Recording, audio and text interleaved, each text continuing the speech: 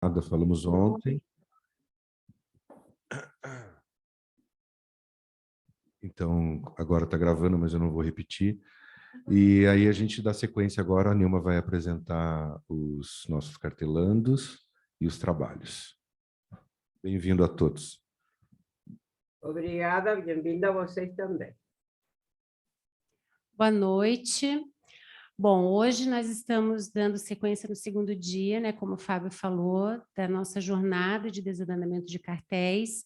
Ontem a gente teve o desandamento do cartel da neurose obsessiva, que rendeu uma discussão bastante interessante, né? Os trabalhos nos provocaram aí, as elaborações dos cartelizantes nos provocaram a pensar bastante coisa.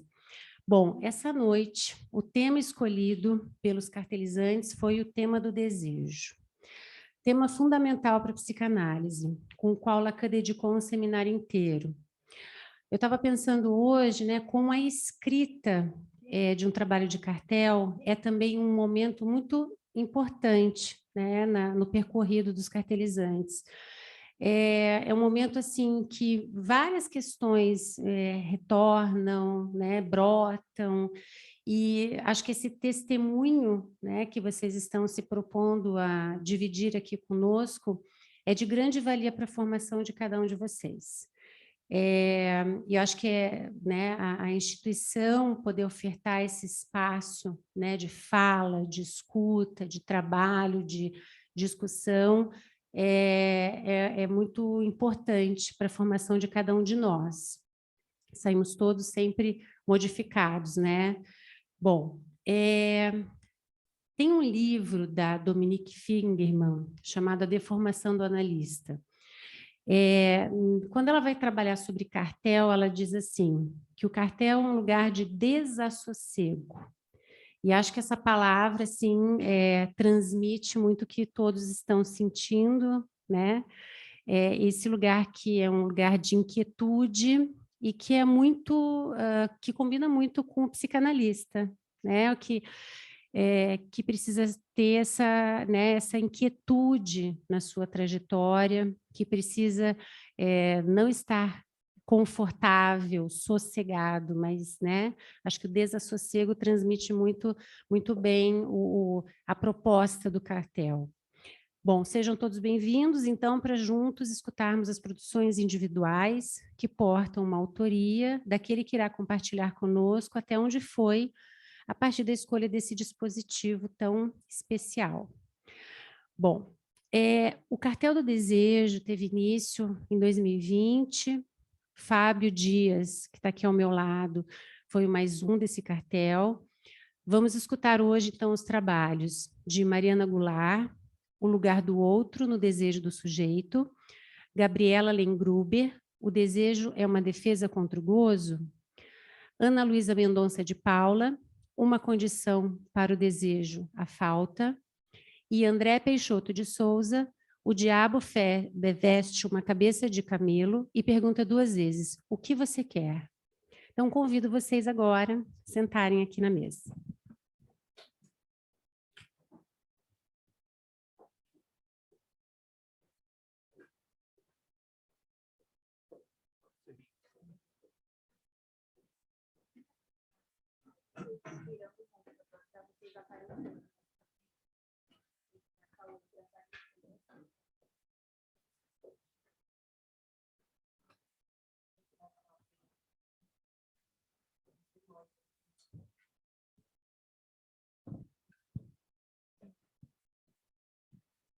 Boa noite a todos. Então, eu vou ler, né, o meu trabalho sobre o lugar do outro no desejo do sujeito. Em agosto de 2020, quando iniciamos o trabalho em cartel e escolhemos com base o texto de Lacan sobre o livro 6, né, o seminário O Desejo e Sua Interpretação, para discorrer a respeito do desejo na psicanálise, a minha questão inicial estava pautada no desejo do próprio sujeito, mais particularmente o que tinha do outro no desejo de cada um e qual era a interferência desse. No entanto, com o avançar dos estudos, logo percebi a redundância daquilo que eu propunha. Afinal, o desejo de cada sujeito remete ao desejo do seu grande outro. Essa afirmação se torna muito clara já no início dos nossos estudos, quando lemos textos do livro 5, sobre as informações do inconsciente, que tratam a respeito da constituição psíquica da criança e da importância daquele que apresenta o mundo e a linguagem a nós. Esse alguém pode coincidir com quem desempenha a função materna. É a partir dessa entidade que é o grande outro, este que banha, alimenta, cuida, que a criança conhece o mundo ao seu redor. E, naturalmente, partirá desse as demandas que fundamentarão o desejo do sujeito. Isso tudo só se torna possível por sermos seres banhados pela linguagem. Ao apresentar a linguagem ao sujeito, o grande outro nomeia sensações, objetos, alimentos, sentimentos e apresenta a sua forma de lidar e enxergar o mundo. Assim, o primeiro contato dessa criança com o mundo ao seu redor se dá a partir do outro. O grande outro, né? Lacan diz na página 370 do livro 5, abre aspas, primitivamente, a criança em sua impotência constata depender inteiramente da demanda, isto é, da fala do outro, que modifica, reestrutura e aliena profundamente a natureza do seu desejo. Fecha aspas. Com o desenvolver dessas nomeações e afetos que passarão a cercar a vida do sujeito, surgirá os significantes, que são frutos da relação do sujeito com a linguagem e que carregam consigo algo de fálico, inconsciente e único, transmitido pelo grande outro. Os significantes conferem aos objetos um brilho, fazendo com que eles tenham uma representação para além daquela situação em si, e que fique inscrito no inconsciente de cada um. Através desse a mais, desse toque fálico que possui os significantes para cada um, podemos dizer que eles têm o poder de mover o sujeito, marcando de forma singular a relação de cada um com seu grande outro, sendo um elo, algo que foi transmitido. A relação dos sujeitos, e mais particularmente de cada um com seu grande outro, envolve demandas e desejos. É graças à linguagem e por causa da complexidade dos significantes que se torna possível as diversas interpretações a partir da fala do outro, no consciente e inconsciente. Vimos no livro 5, sobre as formações do inconsciente, de Lacan, o sonho analisado por Freud, intitulado de A Bela Açougueira. No cartel, estudamos esse sonho, buscando pistas do desejo, e de qual forma aquele sonho em particular poderia se mostrar enquanto a realização de um. Nesse sonho, temos a história de uma mulher que sonha com querer realizar um jantar em sua casa, mas se vê privada de oferecer esse jantar, uma vez que possui apenas uma quantidade de salmão defumado, uma pequena quantidade de salmão defumado. Além disso, é domingo à tarde, dia em que os mercados estão fechados, e o seu telefone encontra-se estragado.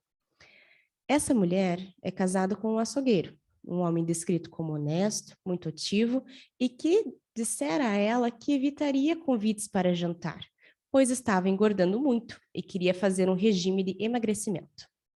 Muitos são os elementos desse sonho, mas focarei em um investigado por Freud. 2 pontos. Uma querida amiga desta mulher, a qual ela havia visitado um dia antes. A paciente confessa sentir muitos ciúmes dessa amiga, porque o seu marido fala muito bem dela, mas como dito por Freud, abre aspas, felizmente a amiga é miúda e magra, e seu marido gosta de formas rechonchudas, fecha aspas. Nesse encontro, a amiga, felizmente para nós, catelandos, que estávamos ali buscando as informações acerca do desejo, disse à analisante de Freud sobre a vontade que tinha em jantar em sua casa, abre aspas. Quando é que vocês vão nos convidar de novo? Sempre se come muito bem em sua casa, fecha aspas. Falando, de certa forma, de seu desejo de engordar, como dito por Freud. Aqui, nós 4 no cartel já ficamos estarrecidos, mas Freud deixa tudo ainda mais claro.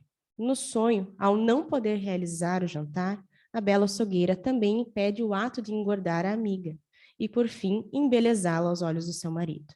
E o salmão? Analisando, explica que é o prato preferido de sua amiga, deixando tudo ainda mais cristalino. Nesse sonho, vemos claramente o significante entrando em ação. A palavra salmão defumado ganha demasiado poder. Ela não é um simples alimento, ela é o alimento preferido da amiga. É o alimento que a analisante tem em casa, em pouca quantidade, e é aquele que ela não irá oferecer. Esse é apenas um dos exemplos para ressaltar a importância da linguagem. Vemos também um claro exemplo de que o sonho é a realização de um desejo, já que ao não oferecer o jantar, a bela açougueira priva a amiga de comer o tão exaltado salmão e, consequentemente, engordar, já que, segundo o marido, jantares em sociedade são engordativos, e o açougueiro tem o apreço por formas rechonchudas. No sonho da analisante de Freud, podemos enxergar algo que estudamos da teoria. O desejo é fundamentado e orientado pelo desejo do grande outro. E isso somente é possível por sermos seres banhados na linguagem. A linguagem, complexa como é, permite que cada um faça diversas interpretações da fala dita por um outro encarnado. Com o trabalho de análise, é possível fazer com que esse analisante se aproxime do seu próprio desejo. Através da transferência e dos significantes que vão sendo identificados e explorados em sessão, é possível construir certa metáfora. 2 pontos. Podemos dizer que a relação com o outro, grande outro, acrescenta em nós, desde muito novos, uma lente de contato. E com ela não somos impedidos de ver, mas enxergamos a partir de certos traços e informações já presentes nessa lente. Com a análise, nós nos tornamos capazes de enxergar a realidade que a lente mostra, ou até mesmo produz, e poder seguir com uma nova, a do próprio sujeito. Diversas são as consequências quando escolhemos ver com nossos próprios olhos, pois deixamos de lado enorme poder e engodo de um desejo ditado pelo grande outro, para dar lugar a uma nova saída. Ao sair dessa posição de alienação e deixar de ver o grande outro enquanto ser completo, ao passar a vê-lo com suas limitações e suas faltas, passa também a lidar com as suas próprias e dar uma vez para o próprio desejo, tornando-se o real sujeito desejante. É isso.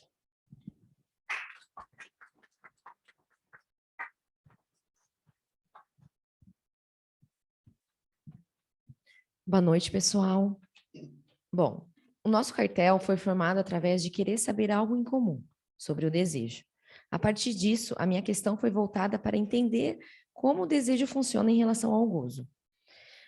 A criança irá registrar suas primeiras experiências através das formas linguísticas impostas pela mãe e se alienar nesses significantes para que a linguagem possa entrar. A mãe, quando direciona a linguagem ao bebê, insere uma espécie de satisfação da necessidade corporal, intensificando essa necessidade. Como o bebê ainda não usa a linguagem, o bebê recebeu essa satisfação sem pedir, dando entrada ao gozo. Entretanto, é através da interpretação do bebê em relação às manifestações do ocorrido em seu corpo e o apaziguamento disso que vai sendo possível que o mesmo deixe o âmbito da necessidade, possibilitando a entrada no mundo da linguagem, um mundo simbólico. O choro, o esperneio, quando a tensão se estabelece, que de início não sabia para onde direcionar. Algo passa a ter um direcionamento, o grande outro. A criança começa a demandar do grande outro, não só pela via da satisfação de necessidade, mas ela demanda um a mais que recebeu da mãe satisfeita com a satisfação vinda dela. Aquele a mais que a mãe recebeu... Aquele a mais que a mãe recebeu sem ter vindo pela demanda, não irá mais se manifestar. Após a criança ter aprendido a se manifestar, fazendo apelos à mãe através da linguagem. O desejo deve ser distinguido da necessidade e também da demanda. Ele surge a partir de uma falta, quando o objeto supostamente se dá como perdido, dando início a uma insatisfação. Esse objeto perdido torna-se causa de desejo, e a busca por satisfação constitui a dinâmica do desejo. Nessa primeira relação com que desempenha a função materna, o grande outro que precisa ser desejante e ser visto pela criança como desejante, mas o que esta mãe deseja continua enigmático para a criança. O desejo é um fluir metomínico que vai se deslocando pela falta, ou seja, em busca do seu objeto perdido que aparece em cada montagem pelo significante. Lacan funda o gozo a partir de uma referência ao dasding freudiano, ou seja, numa situação anterior a todo significante. Diz Lacan, o gozo está na coisa, enquanto que o desejo está do lado do grande outro.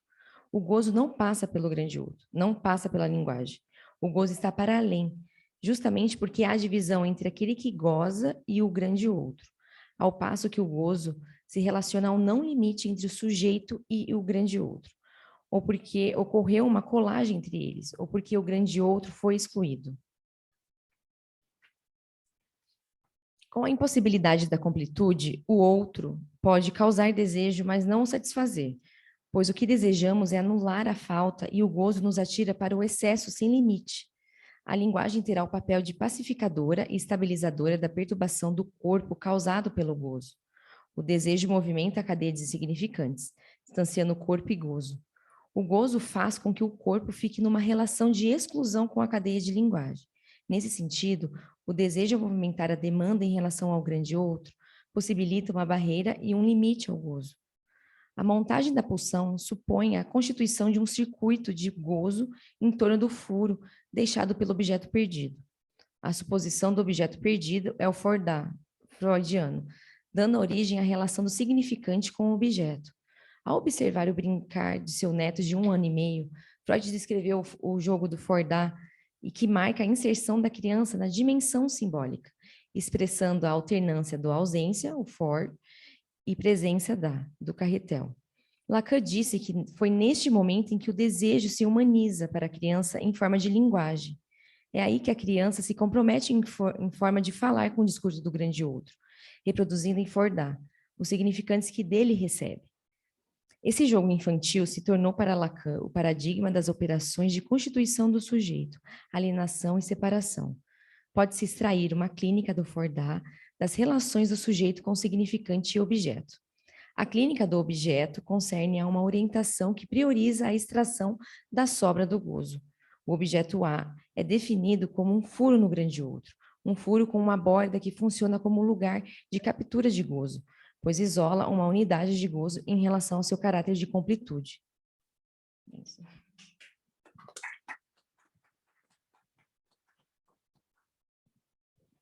Boa noite. O título do meu trabalho é Uma Condição para o Desejo, a Falta. Decidida a estudar sobre o desejo, o que abriu questão para mim foi o intervalo da falta e a possibilidade de movimentação a partir dela. Anteriormente, pensava nesse espaço puramente como uma angústia.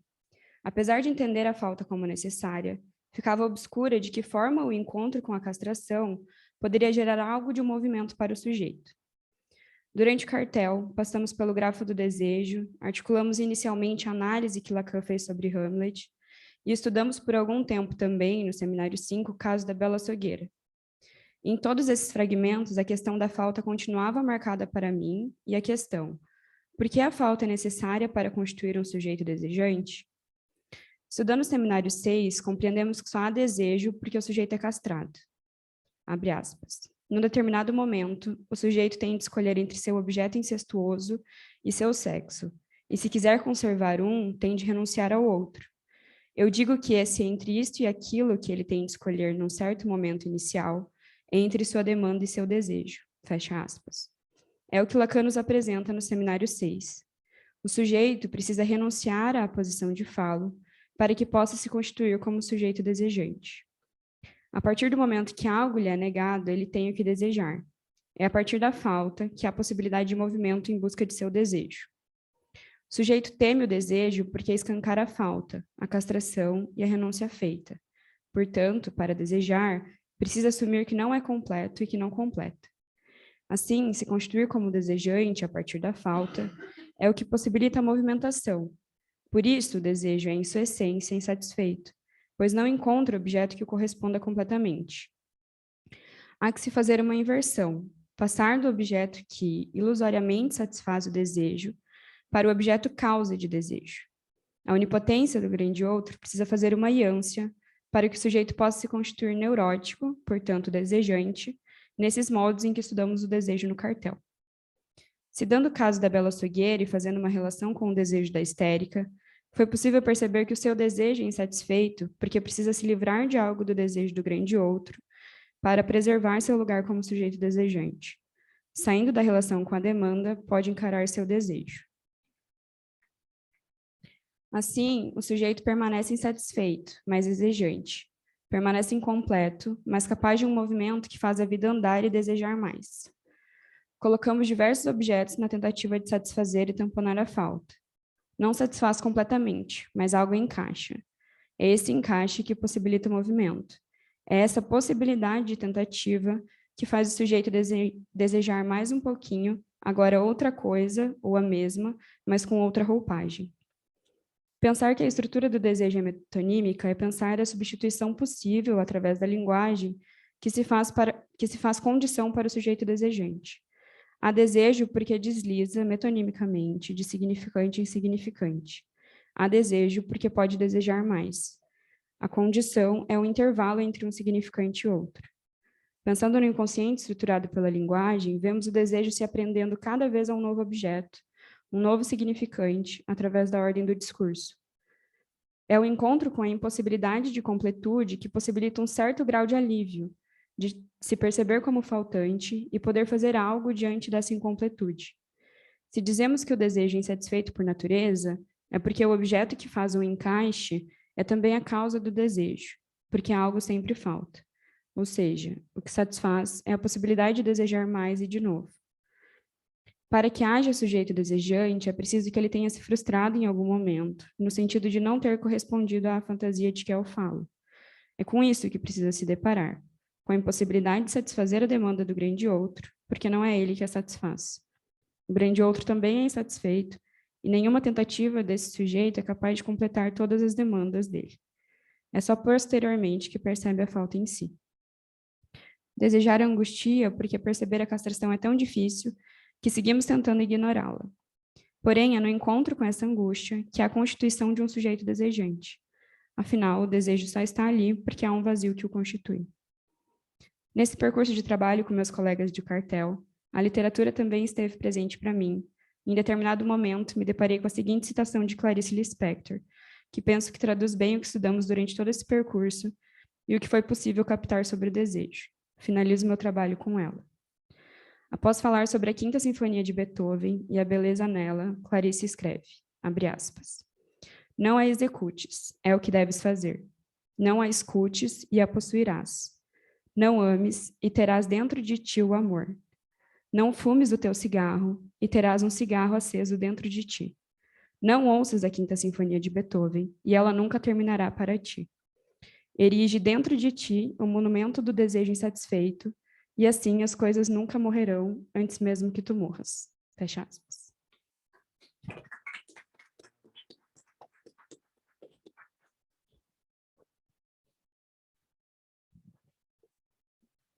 Boa noite.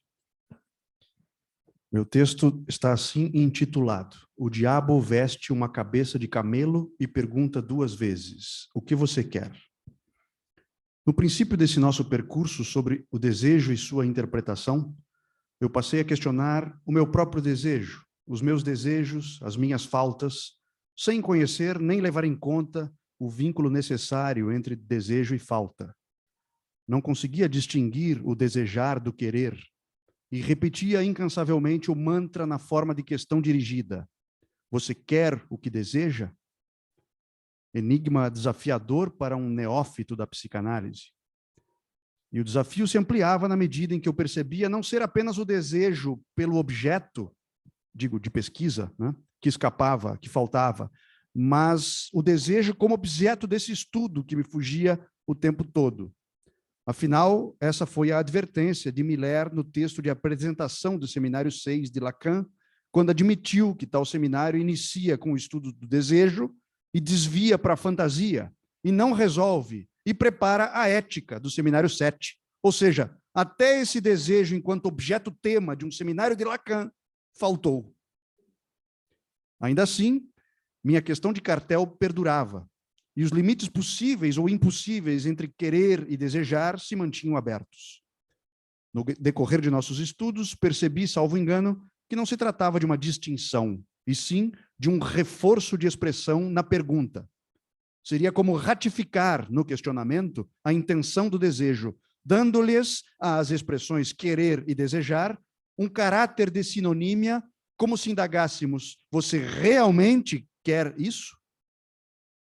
Decorrente do que vuoi, do verbo italiano volere, querer, posto num grau hierarquizado de importância, o grafo lacaniano bem demonstra esse duplo grau que faz a passagem da demanda para o desejo. Por exemplo, numa cena de Fausto, Goethe, o diabo salva o império com moedas, duplicatas, lastro em ouro, essas coisas que até então não existiam e nunca haviam sido vistas. Pura ilusão. Mefistófeles deu o que não tinha, a quem sequer lhe demandou. Também ele, agora sob a aparência de uma cabeça de camelo, deu a Dom Álvaro toda aquela ilusão na caverna napolitana de Cazotte e lhe ofereceu o que não tinha, o amor, o mundo todo e a transcendência. A pergunta diabólica foi posta em 2 níveis, o nível da demanda e o nível do desejo, pois ele indagava: o que você quer? Quero isso. Você não entendeu a pergunta e eu repito. O que você quer / deseja? A mesma interrogação em outro tom, voz grave, olhar cínico, uma incitação. O estímulo de retornar à demanda e se prender nas garras do demônio para sempre. Estabelecer o eterno pacto de sangue que lhe encomenda a própria alma, psique. No decorrer de nossos estudos em cartel, onde tanto aprendi nesses 2 anos com a paixão desconcertante da Gabi, a didática metódica e elegante da Mari, a sagacidade refinada da Aninha, e a orientação precisa e sofisticadíssima do nosso mais um, Fábio, procurei atentar para uma expressão que já me era cara em lições pretéritas, desde a filosofia idealista alemã ao materialismo histórico, a dialética. Nesse quesito, como não deixaria de ser, Lacan é ousado e subversivo. Concebe uma dialética da demanda que, ainda que derive de Hegel, Kojève, apresenta inusitada originalidade ao alocar demanda e desejo em 2 padrões distintos na marcação do locus do desejo, qual seja, sempre para além da demanda, esta pedindo algo que é mais do que a satisfação do que ela pede. É assim que Lacan se expressa, aspas, que o outro, O maiúscula, dê o que está além de qualquer satisfação possível, seu próprio ser, fecha aspas. Foi aí que eu compreendi que este outro, com O maiúsculo, grande outro, não é um alguém, e sim um lugar intermediário nessa complexa dialética entre demanda e desejo. Uma dialética que dita o desejo insatisfeito ou procrastinado no obsessivo, o desejo de desejo na histérica, proibições e interdições que estão ali para sustentar o desejo que se põe além da demanda. Compreendi agora, porque eu nutria tamanha dificuldade em distinguir querer e desejar. É que, apesar da sinonímia, do seu duplo grau, dessa hierarquia satânica, permanece inevitavelmente a insatisfação, de modo que, afinal, a pergunta é inútil. Não adianta Mefisto vir aliciar com suas artimanhas. Por mais que eu lhe responda, que eu lhe dê o meu sangue, e por mais que ele me atenda, sempre ainda me faltará. Obrigado.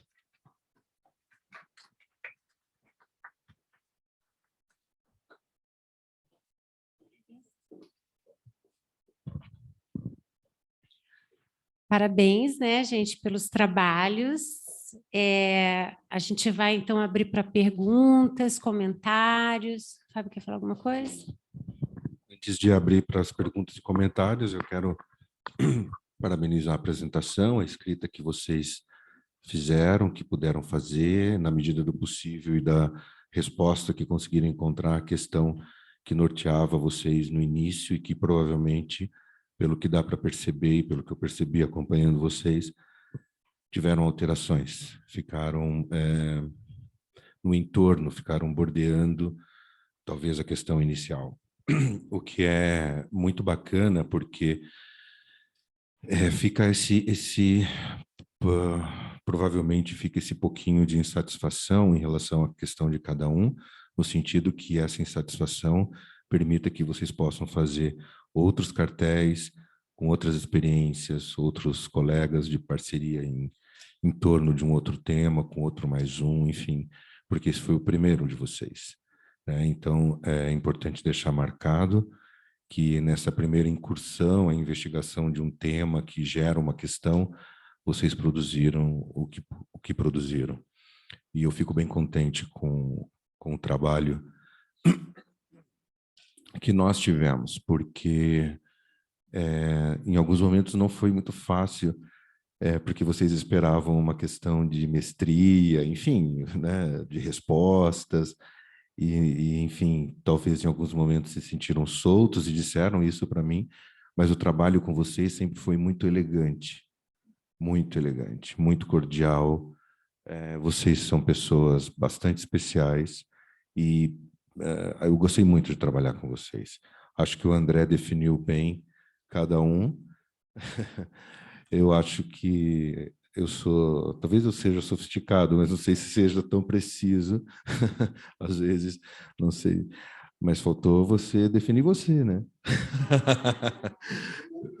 Tô brincando, tô brincando. Exato.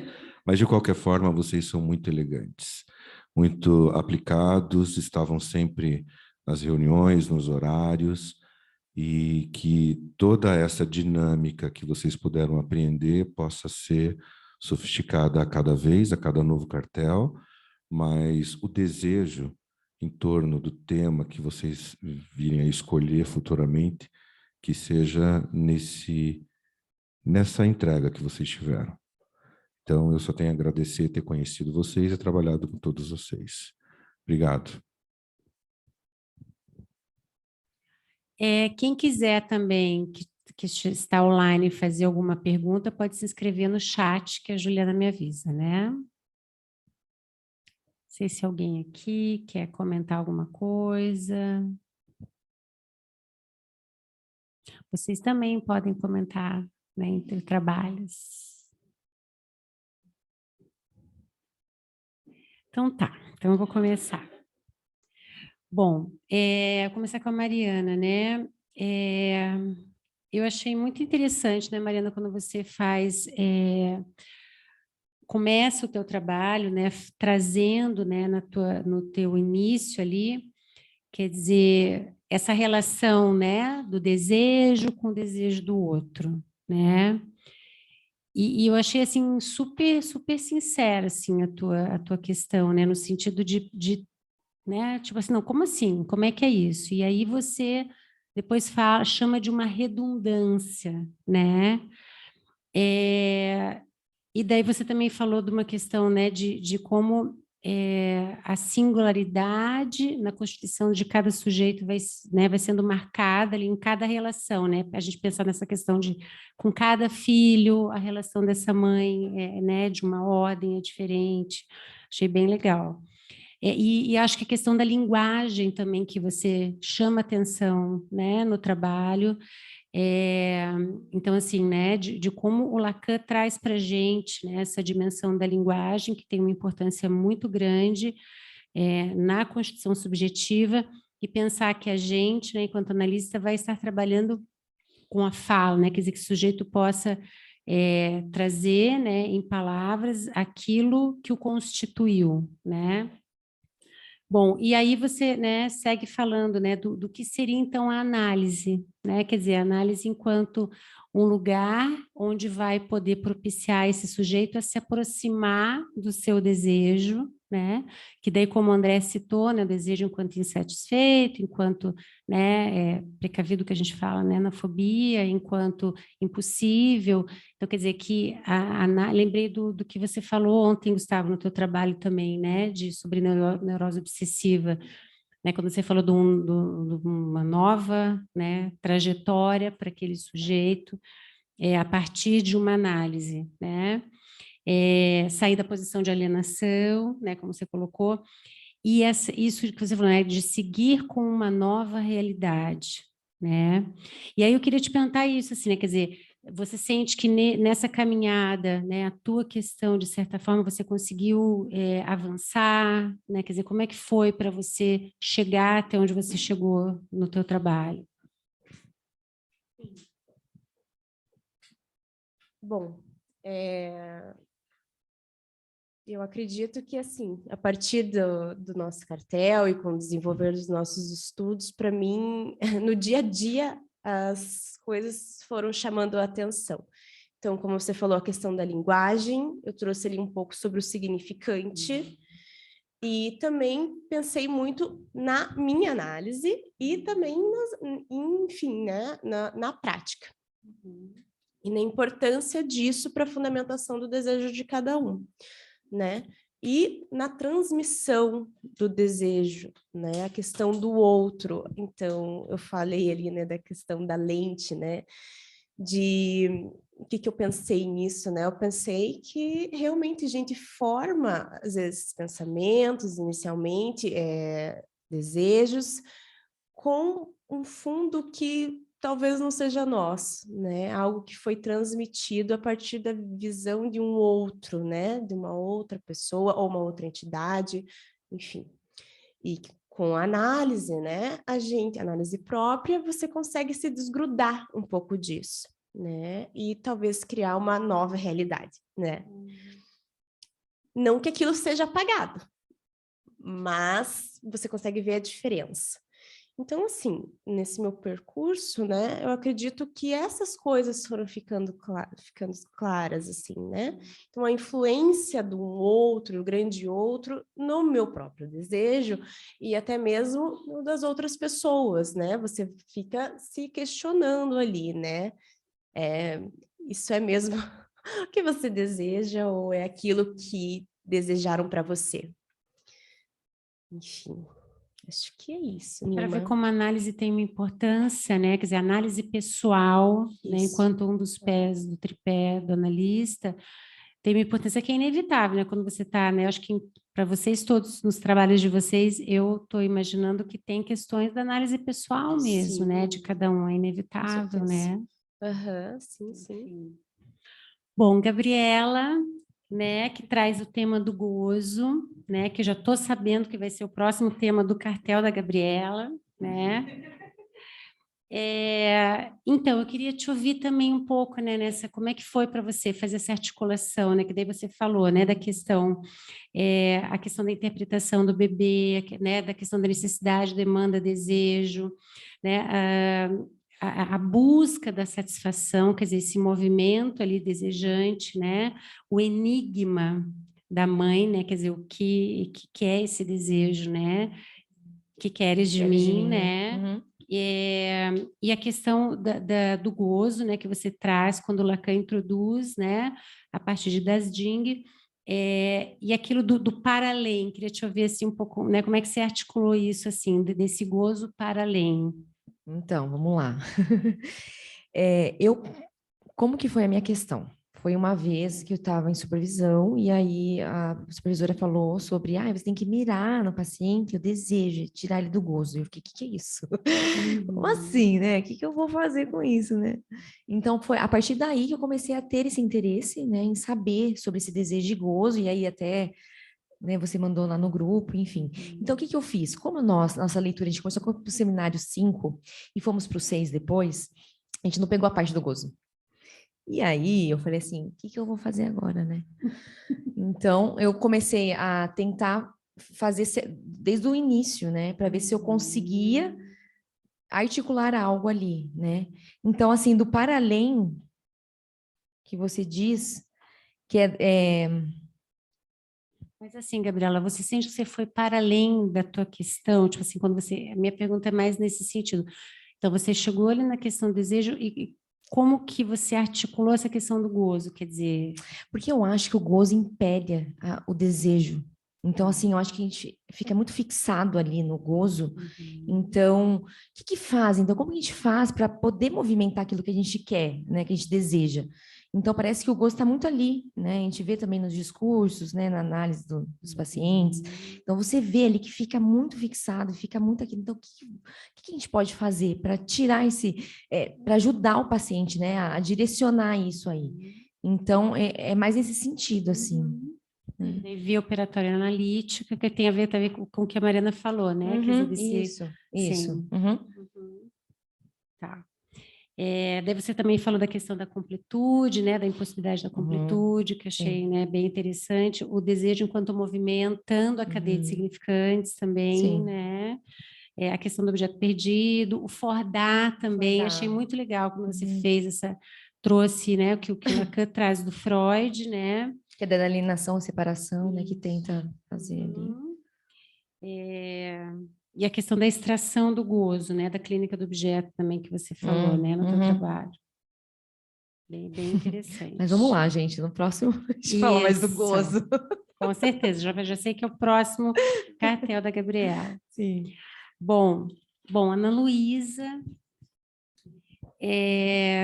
gostei também bastante, né, de como você começa o teu trabalho, se perguntando a respeito, né, o que é esse intervalo da falta, como é que é, né, que acho que, na verdade, acho que no trabalho de todos vocês tinham, né, essa interrogação, né, o que é isso, né, desejo, falta, na questão do querer que o André colocou, né, quer dizer, por que a falta é necessária? Porque realmente quando a gente vai estudar psicanálise, a gente escuta muito, né, falta, né, e aí você faz algumas formulações, né, então, de que só há desejo porque o sujeito é castrado, que ele precisa renunciar à posição, né, de falo, e que por que ele teme o desejo? Porque escancara a falta, né? Porque muitas vezes a gente pode também se perguntar, né? Mas por quê, né? Se desejar é tão bom, porque, né? Por que se teme? E você fala, não, porque escancara a falta. E a questão, né? Essa lida com a castração, né? Na neurose, apesar da gente entender que na neurose houve inscrição da castração, mas a gente vai ver ali uma problemática, né? Que diz respeito a, eu acho que você, né, colocou ali de uma maneira bastante interessante, né? E também quando você diz que o desejo, em sua essência, é insatisfeito, né? E acho que você trouxe essa ideia também do movimento, né? Do desejar uma coisa, daí mudar e outra, enfim, e que é o que faz a vida andar, você disse, né? E você falou também da questão do encaixe, que é esse que é o encaixe ali que possibilita o movimento, né? E que o objeto que faz o encaixe também é causa de desejo, e que, para que haja o sujeito desejante, né, tem que ter passado pela frustração, que desejar angustia, e que o desejo só está ali porque o vazio constitui. E eu gostei muito como você finalizou, né, com a Clarice Lispector, e trouxe, assim, acho que, né, um ar, assim, poético para a tua escrita, muito bonito. E eu queria te ouvir, assim, como é que foi, assim, para você esse, né, esse trajeto aí que você transmitiu para a gente. Bom, foi... No começo, eu tentei escrever esse texto algumas vezes, né? Claro. E eu ficava muito focada na questão da angústia. Eu lembro que eu falava toda vez, eu tô tentando escrever, mas só saio falando de angústia, e o tempo inteiro voltava isso. E aí eu fiquei pensando muito, porque a minha ideia era falar desse movimento, mas vinha essa questão da angústia. E aí eu tentei pensar, então, o que era dessa angústia que trazia movimento, e aí acho que foi aí que eu cheguei nessa questão do que encaixa alguma coisa, mas ainda falta, e que isso causa angústia, mas que ao mesmo tempo é o que movimenta. Então, eu acho que foi um pouco por aí, assim. Mas muito nessa ligação angústia-movimento, e tentando entender onde é que eu queria chegar com isso, assim. Mas sempre essa questão da falta. E se a gente for pensar, né, que a angústia, quando a falta, né, então, quer dizer, a relação ali, né, acho que não era à toa. Bom, o André, né, com seu estilo tão peculiar, né,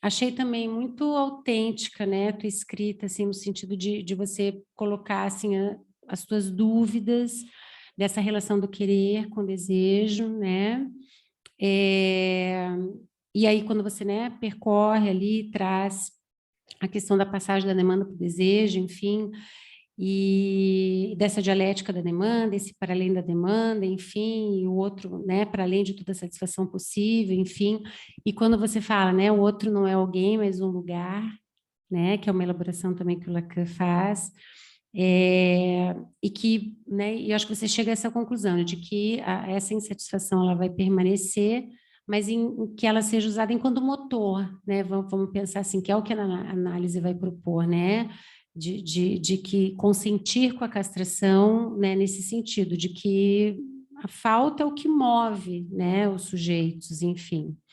E daí eu queria te ouvir como é que foi, assim, né, chegar nessa escrita? Como é que foi o cartel para você, André? Claro, obrigado.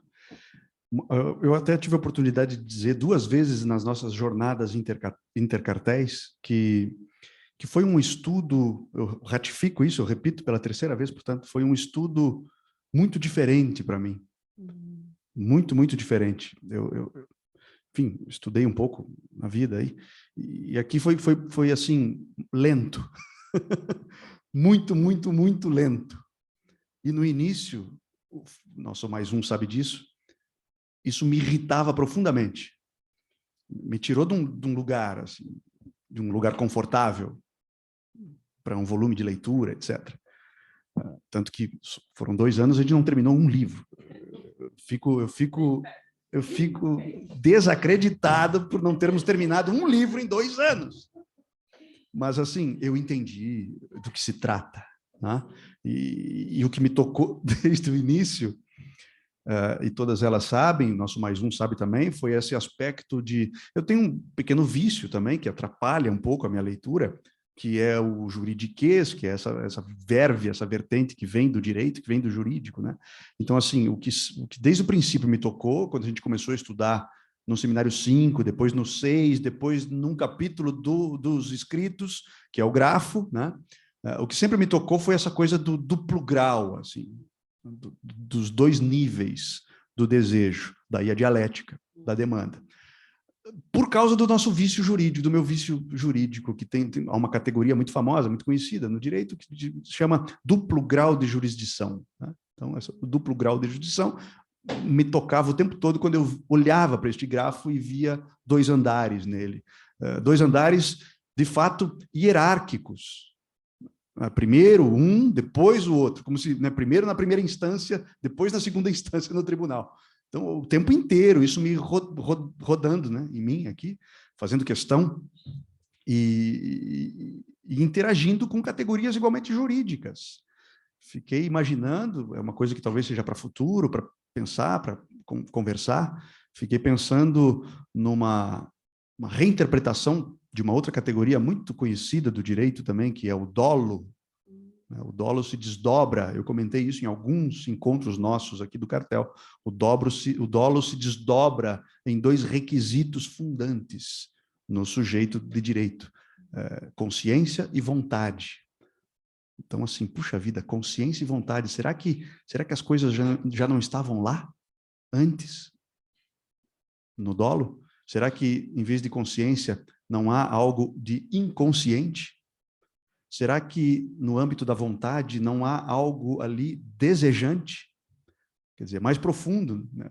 Ele não vai para o 2º andar, eu acho que ele vai para o subsolo mesmo, nessa hierarquia que categoriza uma das mais relevantes conceituações do direito. Então, assim, esse meu vício jurídico, às vezes, como eu disse, atrapalha um pouco a minha leitura psicanalítica, mas, enfim, é o que me move. Essa é a minha pulsão para o estudo da psicanálise. E vem fazendo sentido, vem fazendo todo o sentido do mundo também, não me canso de dizer que eu estou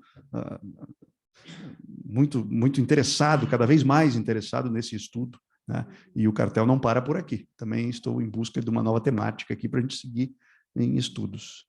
Eu só tenho a agradecer à biblioteca pela oportunidade de me fazer conhecer isso. Obrigado. Então, eu queria dizer assim, gente, eu conheci vocês, né, no seminário introdutório, então poder estar assistindo aqui, né, os trabalhos tão, assim, dedicados, está sendo muito legal, assim, para mim, tá? Queria dizer isso. O Gustavo tem uma pergunta. Parabéns pelos trabalhos. Gostei muito da frase que você terminou, Ana Luísa, achei muito bonita. E André, achei que você fez uma bela defesa do teu texto, acho que foi muito bem defendido. E quando você coloca, tem uma parte que você coloca que a pergunta é inútil. Eu não sei se eu entendi qual pergunta é inútil, então se você puder explicar um pouquinho mais e por que ela seria inútil. Defendo. É a pergunta do diabo. Eu quis dizer, eu usei um trocadilho meio fáustico ali, né? Para dizer que tanto faz o diabo perguntar o que eu quero. Eu usei aquele livrinho do Casotti, que é referenciado pelo Lacan no Seminário 6. Né? No iniciozinho do Seminário 6, ele fala do diabo de Cazotte, que é o diabo namorado, o diabo apaixonado, depende da tradução, do Cazotte. Numa caverna napolitana, ele aparece sob a forma de uma cabeça de camelo. Daí que eu retiro, inclusive, o título do meu textinho. Né? É uma cabeça de camelo que vem e que o famoso que voi, ali está. Eu quero dizer que essa pergunta é inútil, vinda do diabo, que tanto faz. O que eu disser para ele, ele vai me dar, porque ele é o diabo, e o pacto de sangue implica em que ele me dê o que eu quiser, e mesmo que ele me dê o que eu quero, não basta, não satisfaz. Bom, já diriam por aí, o diabo são os outros, né? Pronto. Os infernos são os outros, quem mora lá já não sei. Sartre. Ok? Ok. Alguém mais quer perguntar? André, não?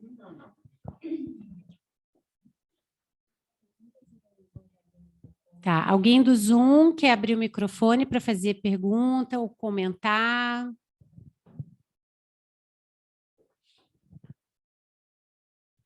Estão todos silenciosos. Ah, Jandira? Ai, eu nem enxergo. Pode falar, Jandira. Eu nem enxergo, gente. Oi, gente, vocês não estão me enxergando porque eu estou sem mesmo imagem. Ah, tá bom. Eu estou em trânsito, então eu estava ouvindo os trabalhos assim ao modo de um podcast, assim, quando a gente está no carro, sabe? Que moderna. Né? E estava muito bacana. Agora foi tão rápido que começou às 8 e eu entrei 8h15 e já estava no trabalho da Ana Luísa. Vocês trabalharam assim, em sessão curta com o Desejo?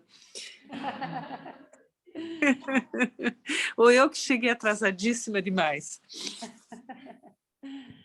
Bem, mas eu queria comentar algumas coisas e lamento muito não ter pego os 2 primeiros trabalhos e queria, assim, primeiro, fiquei muito contente de ouvir o que eu ouvi, porque é tão...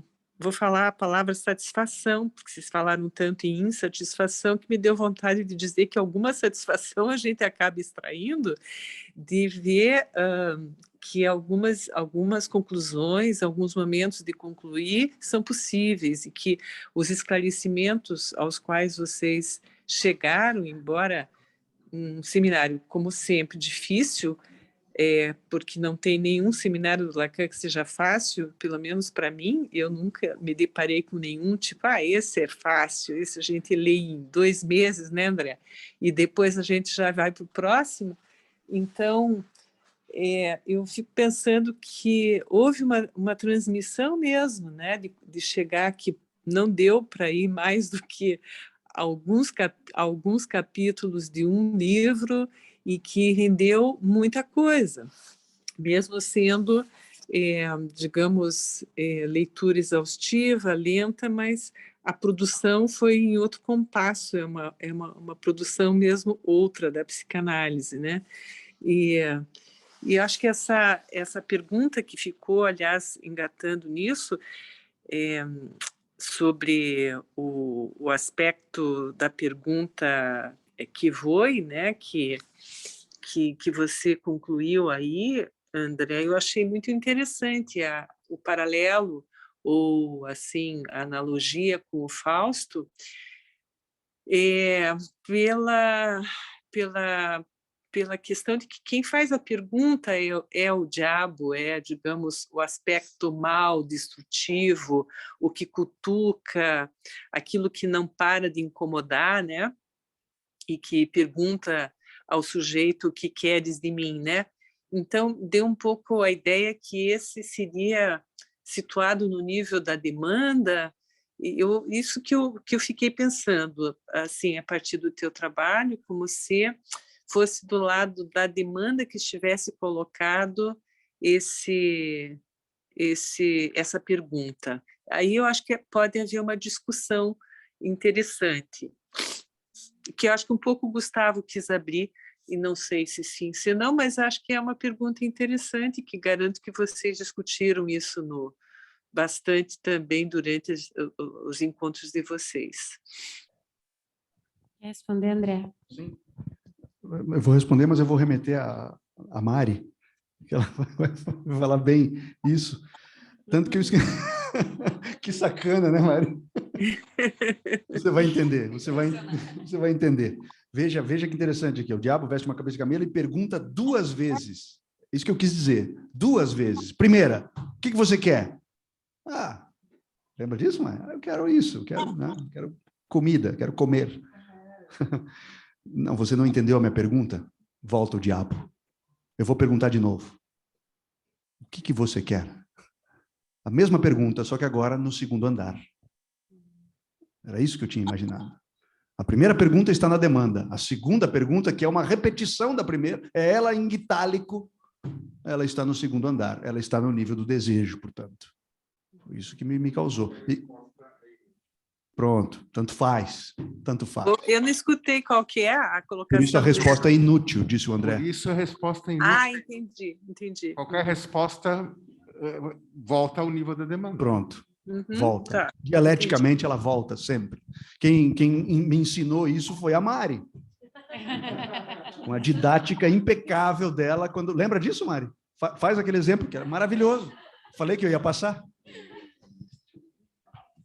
É porque o André diz isso porque a gente ficou muito, né? Como assim, né? Na demanda e tudo mais. E eu sempre gostei de ficar dando exemplo para as coisas ficarem mais fáceis. E algo que me vinha, né, à mente era a situação de uma mãe dando de comer para um filho. E fala, coma para você ficar forte igual seu pai, para você crescer, você trabalhar, você virar um médico, você ser isso, você ser aquilo. Então, a gente falava, né, que não era o simples alimentar, era o que tinha por trás daquilo, né?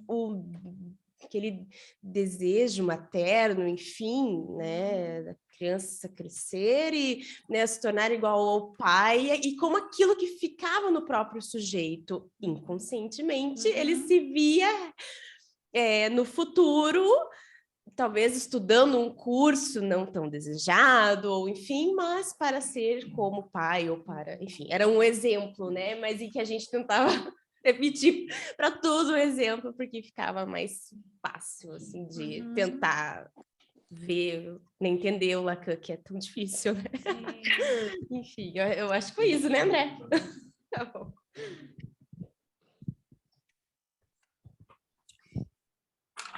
Jandira? Cheguei. Oi. Nossa, parecia que nem o diabo mesmo. Espera aí que eu vou acender uma luz.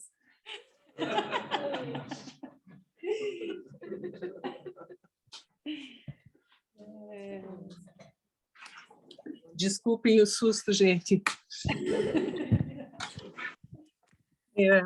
Valeu a resposta e a articulação de vocês, é uma forma interessante de pensar. Eu, quando li isso aí, na minha ocasião de ler esses textos, e o Diabo e Namorado também, do Casotti, eu fiquei pensando no analista, que pergunta e espreme o sujeito sobre aquilo que ele quer, né?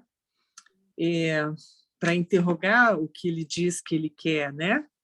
Então, como a demanda se esvazia. Agora, achei extremamente interessante esse pulo do primeiro para o 2º andar, porque uma vez que a pergunta, ou qualquer palavra, ou qualquer significante, ele é ressoado, ele é repetido, não na série de repetição apenas, mas ele é ressoado, ele muda de lugar, né? A tendência é que ele seja ouvido de outra maneira. Então, quando você faz esse movimento para o 2º andar e remete a esse exemplo da Mariana, que é muito claro mesmo, que convoca o desejo, a demanda, então tem que remeter ao desejo, é o trabalho analítico. Então, ele vai para o que é que está por trás, o que é que sustenta, o que é que cutuca a demanda, né? Então, achei realmente formidável essa passagem do primeiro para o 2º andar no grafo. Foi muito, muito legal. E acho que uma coisa, a leitura que vocês fizeram também não retira a leitura de que o analista cabe nessa pergunta, porque o que queres, no caso, o que queres tudo em mim, também não deixa de ser a pergunta do analista, não só do que o sujeito quer com o analista, mas o que quer o sujeito com o objeto, e o analista também é um objeto, né?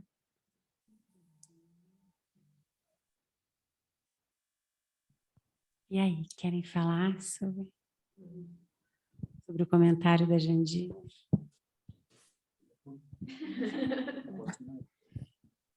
Agora estamos todos pensando.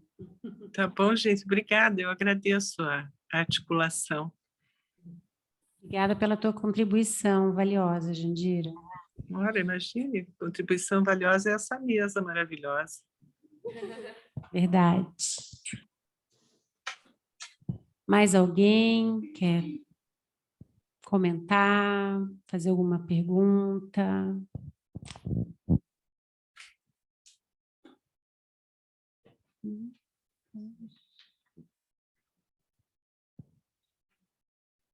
Juliana.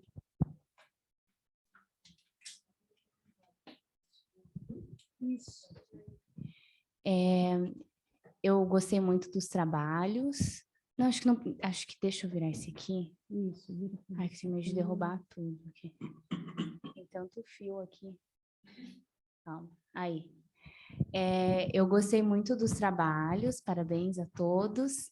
E eu gostei desse comentário que você fez, Ana, no final, respondendo a pergunta da Nilma, eu acho, sobre a angústia quando você foi escrever, e pensando que o grafo do desejo, nesse formato, né, de flecha, eu sempre lembro, na verdade, do desejo vai assim, né, da direita para a esquerda.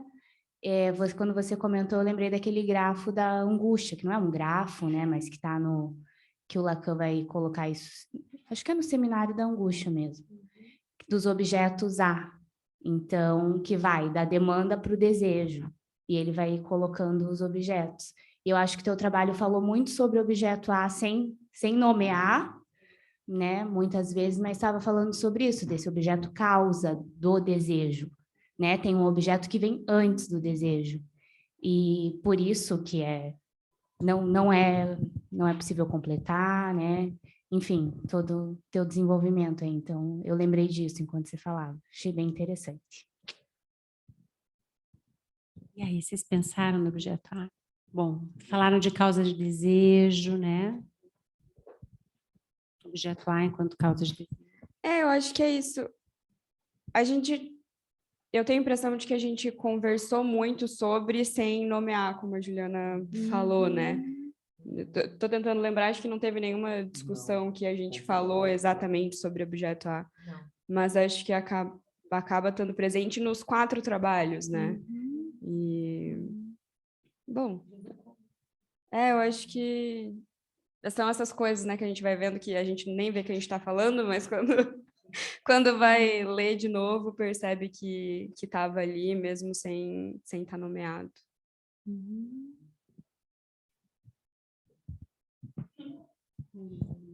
Ninguém no chat? Eu quero perguntar. Quem? Oi, Priscila. Boa noite. Oi, Nilma. Boa noite. Tudo bem? Boa noite, pessoal. Parabéns pelos trabalhos. Ontem foi incrível, né, a discussão sobre a questão ali da alienação, trazida pelo colega, não me recordo agora o nome. Nós pudemos ter algumas discussões sobre o aspecto social e hoje, né, o doutor André trouxe a questão da juridiquês, né, e eu, evidentemente, não tenho como não fazer pergunta, né? Então, pode fazer. Fazer pergunta aí para o doutor André. Eu quero saber, doutor André, quais são as possíveis articulações futuras da psicanálise com o direito? Já estudamos bastante, né? Inclusive o doutor André foi meu orientador, sempre ressalto isso e parabenizo sempre pela excelente articulação que faz, não somente com o direito, mas com tantas outras áreas. Mas eu gostaria de perguntar sobre o aspecto futuro das articulações do direito, principalmente do dolo, do direito penal, com a psicanálise. Muito bom. Pergunta desafiadora. Pelo seguinte, estamos estudando, estamos, né, indo atrás disso e aprendendo que os seminários começam ali pelo número 1, mas parece que, né, vimos isso, tem uns 2 antes, não é isso? -1 e -2. Eu acho que aquele grupo que a gente estudava, a Priscila estudava junto, correspondem talvez ao -1, -2 do que se pode fazer no campo da articulação entre o direito, e mais especificamente o direito penal, e a psicanálise. Eu consegui aprender também, encontrar, né, alguns textos de Freud e de Lacan que tocam muito pontualmente em questões criminológicas. Muito pontualmente. É difícil encontrar porque a obra é vasta, né, gigantesca, 20 volumes num, 27 volumes no outro. Então, assim, é bem difícil você garimpar isso. Mas, por exemplo, tem um texto do Freud intitulado Dostoiévski e o Parricídio, que é formidável, é uma coisa inacreditável esse texto. Leitura obrigatória, Priscila. Dostoiévski e o Parricídio, que toca no capítulo 1 da psicanálise, a questão edipiana, a questão do Édipo, né?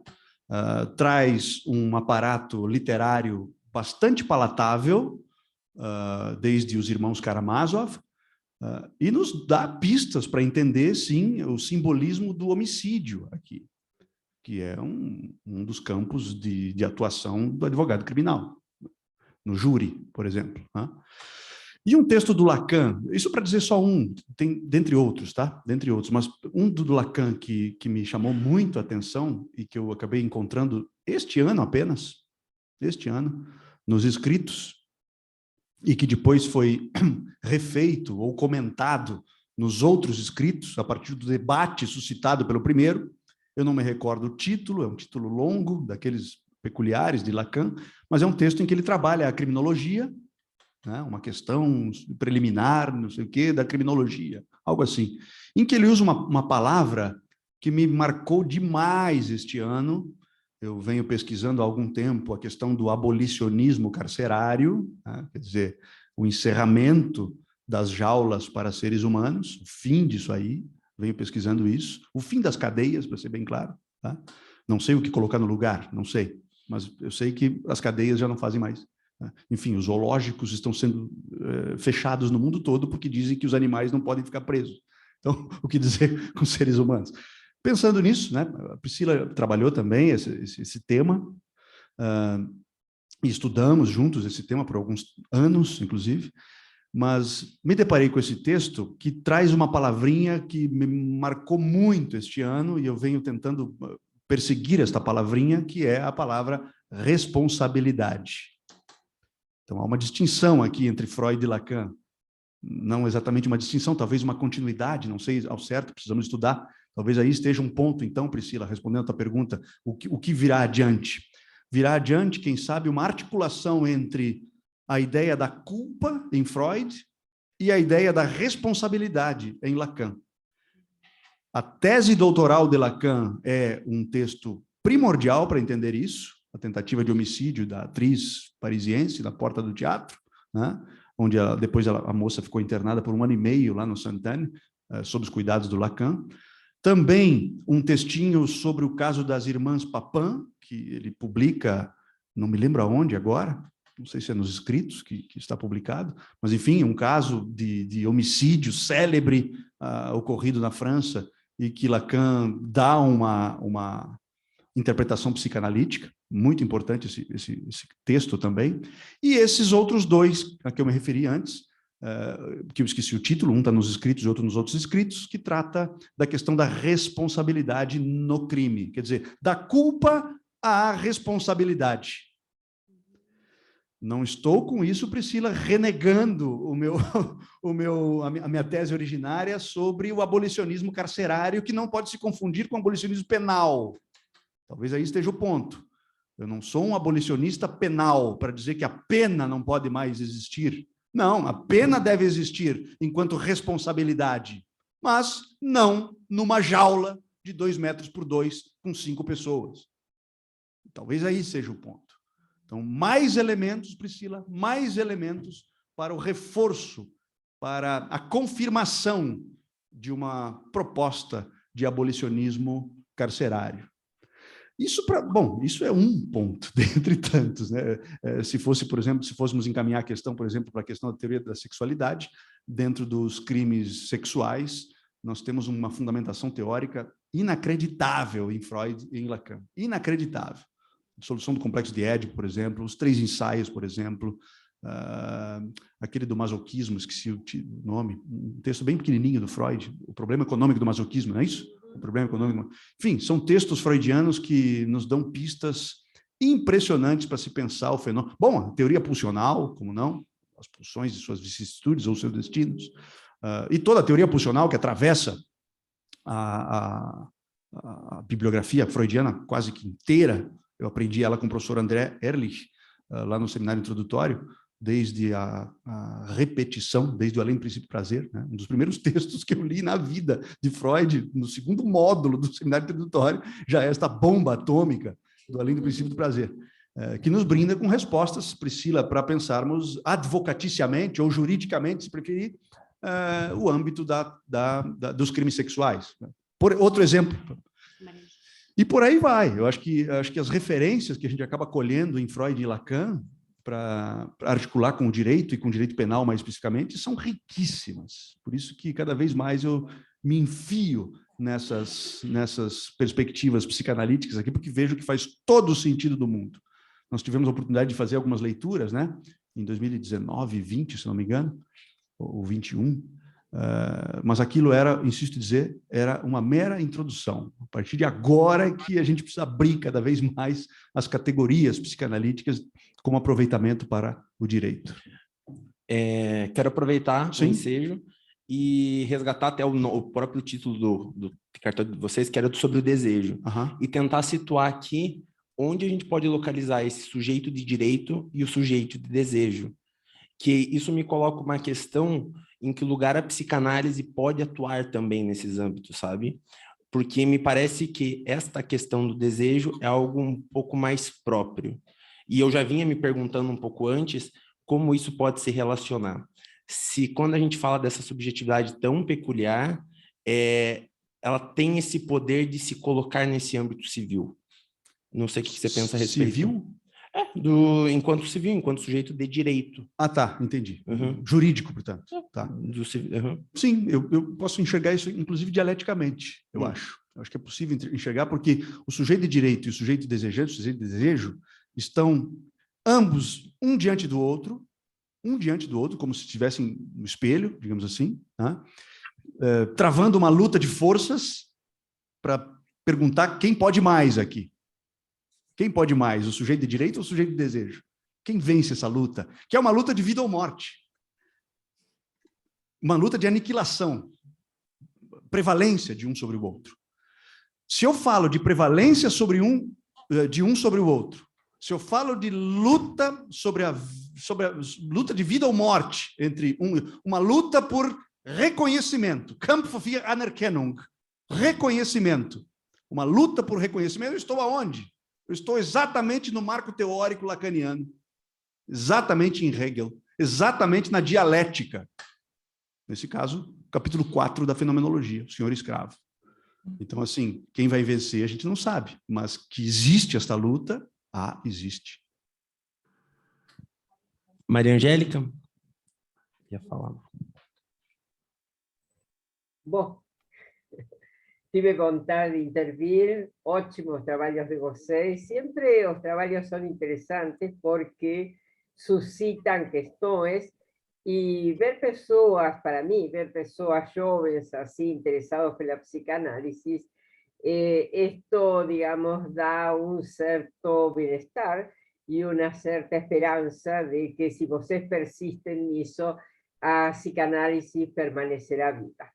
Eu queria dizer agora, especialmente para o André, e eu não sei que idade teria André nesta época, que a Biblioteca Freudiana realizou, mas seguramente você era bastante novo, já vai saber, a Biblioteca Freudiana realizou junto com o grupo de Direito digamos, da Universidade Federal do Paraná, con especialmente Jacinto de Miranda Coutinho y también otros, unos cuantos. Até me lembro de ter estado con, digamos, de ter estado con muchos de ellos, até en mesas de 2 congresos internacionales sobre a ley y a ley. Una fue no ano 94 y otro congreso internacional que fue enorme, grandísimo, fue no ano 2000. Fueron 2 congresos hasta que organizamos con nuestro colega y felizmente no está connosco, y digamos, fue una articulación, nos permitió esto hacer una articulación muy interesante porque estaba, digamos, todo grupo de direito que, digamos, que a través de o Jacinto de Miranda Coutinho, él tenía conectado, veía gente de Alemania, digamos, de muchos lugares. A Yandira, claro, participó de todo eso y se lembrará. Y entonces fue muy interesante esto, y me lembro até que en una época estábamos, trabajamos con Antígona. Bom, eu acho que, não sei se haverá trabalhos dessa época, mas isso foi um encontro sumamente interessante. O que eu queria comentar, digamos, quería comentar en relación, claro, y leíamos Hegel por Kojève. Bom, o sea, fue una época también muy valiosa, porque en función de esto, toda a biblioteca freudiana, tanto no ano 94 como no ano 2000, que se repitió esto, y se llamaba, este congreso se llamaba A Lei e a Lei, porque era, digamos, articular con a lei do direito, a lei no campo da polis e a lei do inconsciente. Entonces, a gente trabajó con esos 2 ámbitos, si después a Yandira que comenta un poquito más, con esos 2 ámbitos en relación a ley. Esto cría, en cuanto a posibilidades también de articulación, esto cría algo bastante complejo. Bastante complejo, hay, digamos, alternativas.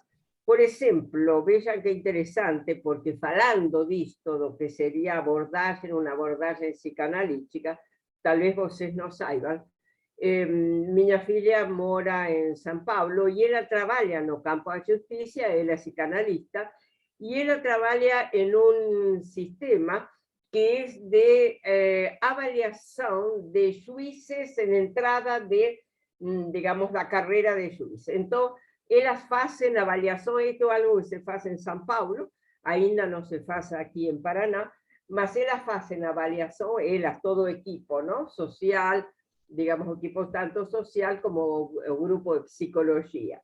Y entonces, claro que van a recomendar, gente, tomemos esto entre aspas, porque es casi, diríamos, o que pueden hacer, mas van a recomendar aquello que podría ser actuación como jueces, aquellos que entran en inicio de carrera, y acompañamiento de ellos, porque es claro, ser juez es algo muy complejo, o sea, es complejo, de una responsabilidad enorme, y ellos pasan a tener muchas dificultades.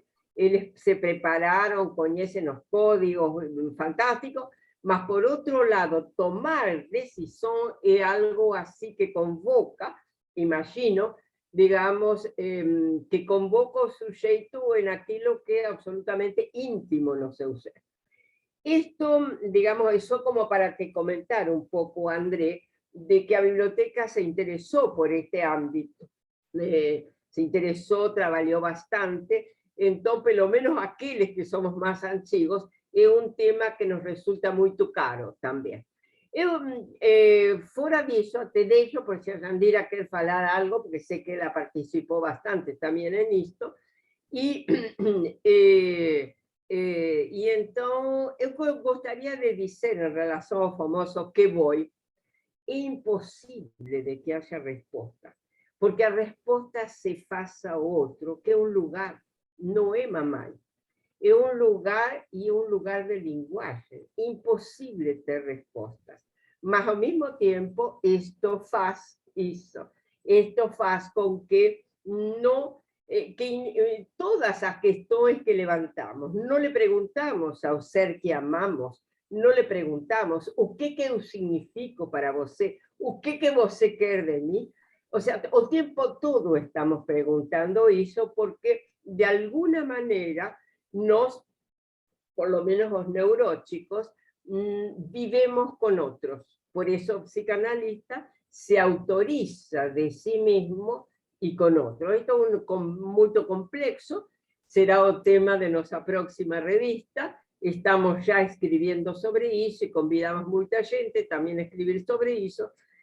Mas, eu diría eso, es a pregunta que no puede ter respuesta. Porque en ese caso, o otro no responde. Todo aquello otro son demandas. Eu quero que você seja médico, eu quero que você permaneça sempre de meu lado, eu quero que você seja... E, por outro lado, que seríamos? Que seríamos se outro não nos tivesse, esse outro, não nos tivesse colocado nesse lugar fálico, a partir do qual vemos o mundo?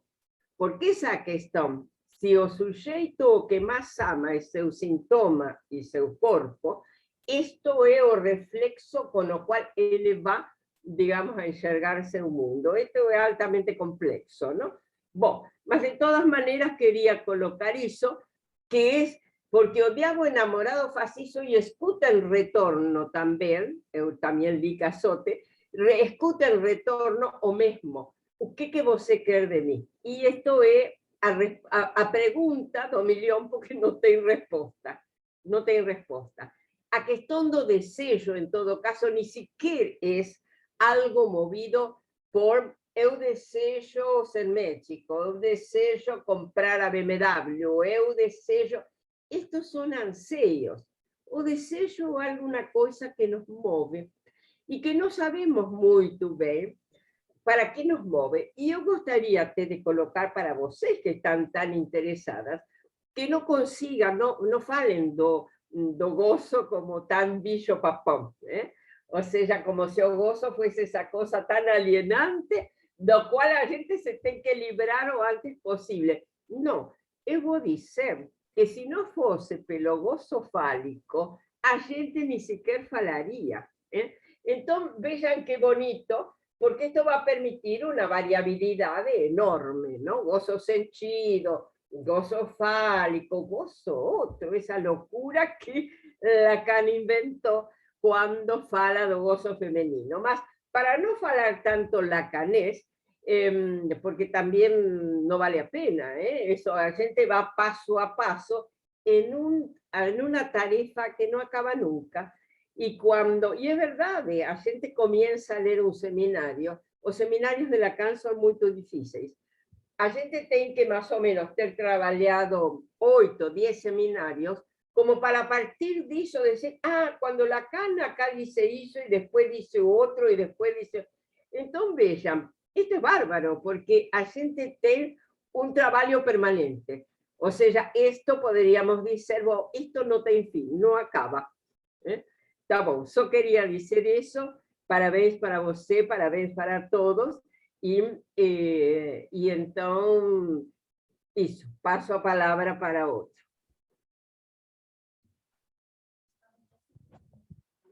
Não, só queria falar que eu pesquisei aqui que os textos que você recomendou, dos escritos, a Introdução Teórica às Funções da Psicanálise em Criminologia, e dos outros escritos, Premissas a todo o desenvolvimento possível da criminologia. Criminoso por um sentimento de culpa, né? O do Freud, também é bacana. A Jandira quer falar. Jandira, pode falar. Só queria mostrar o que nós... porque isso deve estar disponível ainda, eu acho, não sei, porque quando nós lançamos esse congresso ao qual a Maria Angélica se referiu, os dois, nós temos uma publicação, não do congresso que eu me lembro, tem uma revista Palavração, que é ano 4, número 4, que é essa aqui, Não sei se aparece bem. Ah, está. Ajá. Esta foi lançada no Congresso de 2000, que foi o Congresso Internacional chamado Questões da Contemporaneidade. Na verdade, Congresso Internacional de Ética e Cidadania, Questões da Contemporaneidade. Isso, a lei também, Jandira, te lembras, não? A lei, questões de contemporaneidade. De contemporaneidade, exatamente. Tinha nome, sobrenome, prenome e apelido. Isso. O Norberto gostava de bastante títulos. E aí nós tivemos aí a participação de Felipe Julian, Dani Robert Dufour, Clara Krugler, para falar dos bacanas, né? Jean-Louis Chassin, Contardo Caligares, todos presentes no Congresso e com artigos nessa revista, né? Se eu não me engano, Henri Frinier também, não me lembro se ele esteve ou só mandou. Ele esteve, sim. Esteve também, né? Quer dizer, foi uma coisa muito bonita e, para quem se interessar, realmente esse volume tem artigos muito bons. Aproveitando, a gente tem vários volumes desses na biblioteca, para quem quiser, nas próximas vezes que virem pessoalmente, a gente pode... Agora que está valorizado, a gente pode até subir o preço, hein, Gustavo? Opa! Vamos negociar a venda. Se está 10 anos, a gente vende por 15, hein? Eu me lembro, vejam que coisa, eu acho que foi, não sei se era de 94 ou no de 2000, me parece que era estive com Faquín, veja, Sim, Faquín, o Barroso. Estivemos com Faquín, eu estive numa mesa com Faquín. Então, veja. Com Janine Felipe Ribeiro também. Sim. Ou seja, foi muito, muito interessante isso. Fizemos na Universidade Federal do Paraná. Claro. Uhum. Jacinto, que trabalhou muito. Sim? Eu vou comentar isso, exatamente. O professor Jacinto foi praticamente um precursor dessa articulação entre direito e psicanálise. Esses eventos, eu confesso que eu não acompanhei. Ainda não era intelectualmente ativo em 94. Em 94? Que idade você tinha em 94? Eu também não. Também não.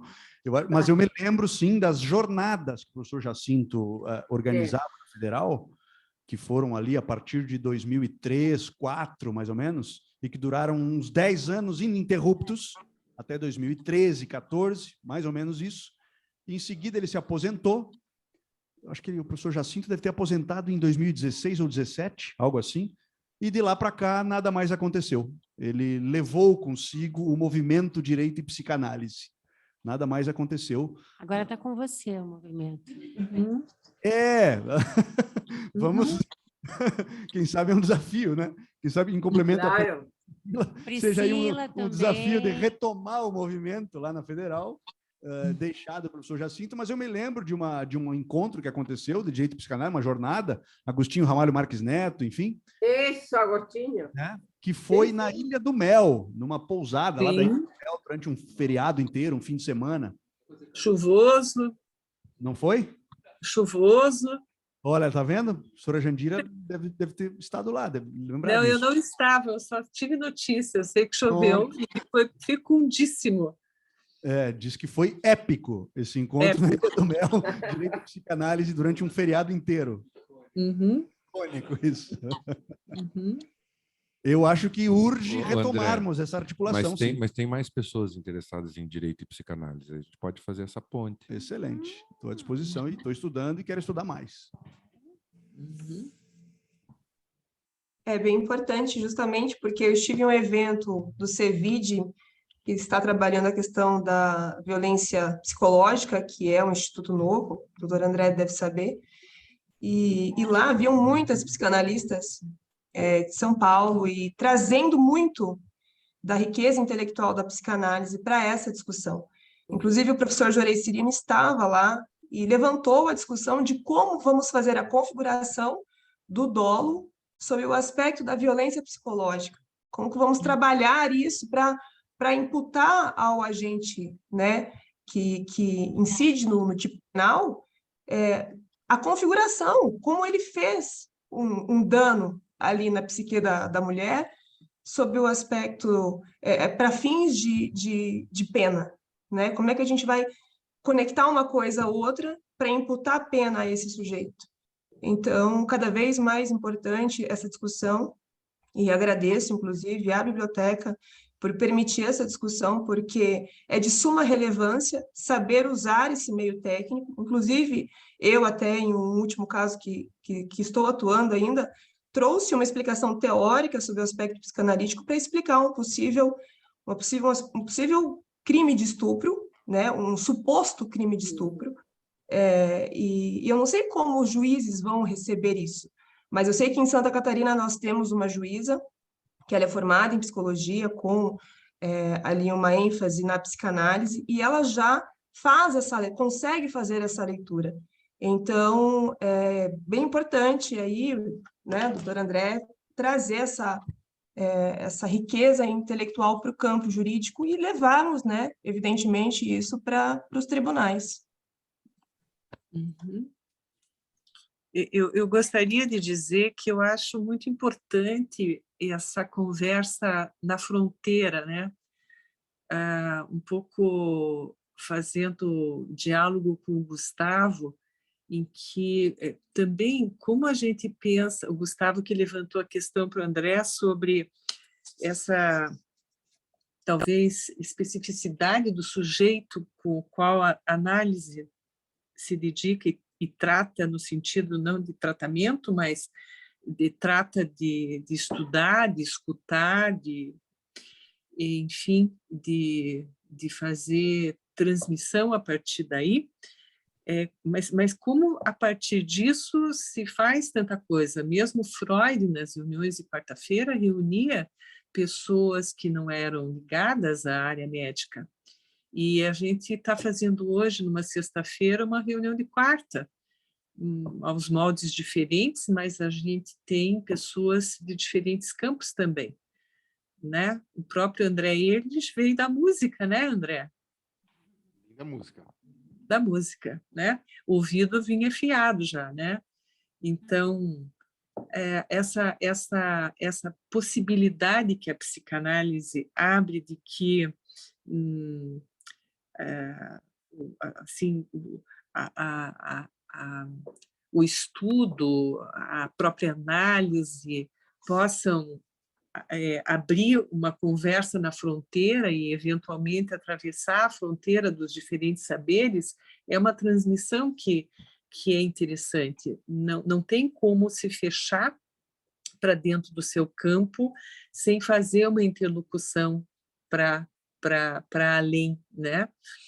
É claro que a psicanálise como tal, enquanto clínica e intenção, ela é dirigida a isso que vocês apresentaram na mesa. Tudo bem, o que foi é um que foi que se dá sob transferência e que se dá sob análise, não se dá fora disso. Mas o que disso é comunicável, tal como vocês hoje trazem, e pode fazer efeito para o campo além da análise. E isso é uma riqueza que contribui realmente para movimentar além do nosso de quatro paredes, digamos, onde se passa a clínica. Yandira, ese es el tema que surgió, veja que interesante, porque ese es el tema que surgió ontem à noite también, ¿no? Na presentación dos trabajos. O sea, esto que es a psicanálise en extensión, esto que es a posición en relación social. Entonces, no por nada me da impresión de que los psicanalistas son llamados, y fueron llamados en otras épocas también, no es só de ahora. Tal vez só de ahora en esto que nos concerne, que estamos hablando, ¿no? Más psicanálisis en intención y psicanálisis en extensión. Y esto implica entonces esa articulación con otras ciencias que no sea solo en sentido de tener una información mayor, como podría ser estudiar antropología o lingüística, No, me da impresión de que cuando se está pensando en el campo direito, se está pensando también en un campo de acción política, más política en el sentido amplio, no en el sentido obviamente partidario, sino en política, y gosto de usar algo que fue falado por alguien que después ya no me parece que era Magno. Bueno, Magno fue esa traducción del seminario Vinci, y él le llamaba polética. Entonces, en ese sentido, tomaría también esa palabra, tal vez para pensar qué responsabilidad. El tema de responsabilidades es bastante complejo, también en Lacan, porque le dice, bueno, responsabilidades pero desejo. Más habría que pensar cómo podemos extender esto. Bom, só isso. Então, eu primeiro queria parabenizar os 4, eu gostei muito dos trabalhos. Bom, eu queria só colocar um comentário breve, né? Essa interlocução direito e psicanálise desde a fundação, né? Que Kelsen foi um frequentador, não de todas, mas de algumas reuniões de quartas-feiras. Então, assim, desde os primórdios, direito e psicanálise conversam aí. E aí, depois, pegando um gancho no que a Maria Angélica colocou, queria agradecer a Ana por trazer a Clarice Lispector e dizer, se o desejo está no cardápio, ainda bem que ouvimos Quinta Sinfonia, né? Não é à toa que, vamos dizer, no que o Lacan coloca algo que poderia se aproximar a uma definição de gozo, ele termina sem o qual o universo seria vão. Então, desejar, vamos dizer, a flecha onde aponta um caminho de análise, mas dizer que sim, então gozo pegando o gancho na Maria Angélica, gozo é ruim? Ainda bem que ouvimos Quinta Sinfonia, né? Isso. Tá bom, é isso, obrigada. Ótimo, obrigada. Querem comentar alguma coisa? Eu me lembro de uma mãe de uma criança que chegou uma vez para mim com um diagnóstico, ideia de diagnóstico do filho, que seria autista. Não era, não foi nunca, e realmente pude encontrá-lo recentemente adulto e me certifiquei realmente de que não é. Ufa! E eu me lembro que ela dizia que era melhor não dar colo para ele que ele não se acostumasse ao colo e depois ela tivesse que tirar. Então, pensando bem.com.br, né? Que bom que a gente escuta a Quinta Sinfonia e depois fica desejando escutá-la, porque aí a gente, né, fica ouvindo, ali, ó, né, como era boa, como era linda, como é maravilhosa. Né? Isso. Uhum. Terrible no ter tido colo, Sandira, não? Pois é. Como era colo. Pois é, o mítico colo. Isso, o mítico colo. Bom. Mais alguém quer? Eu vou ter que me retirar. Acho que podemos encerrar, né, gente? Quero agradecer, né, pelos trabalhos, por vocês terem dividido com a gente, né, o percorrido, que com certeza foi muito interessante, com certeza transformou vocês, né? Como eu falei, a gente que acompanha vocês há algum tempo, é muito interessante poder ter escutado os trabalhos, as articulações, a discussão, né, que gerou para a gente. E a gente finaliza a nossa noite, né, agradecendo a presença dos colegas, né, que vieram aqui na biblioteca, as pessoas que estão participando também online, Juliana, né, que está aí de novo nos ajudando a, né, a conseguir a parte técnica, né, e amanhã teremos, né, outro desenvolvimento do cartel, que o André é mais um, sobre o desejo também. Seguimos na discussão. Boa noite a todos. 9h30. Boa noite, boa noite, boa noite. Boa noite.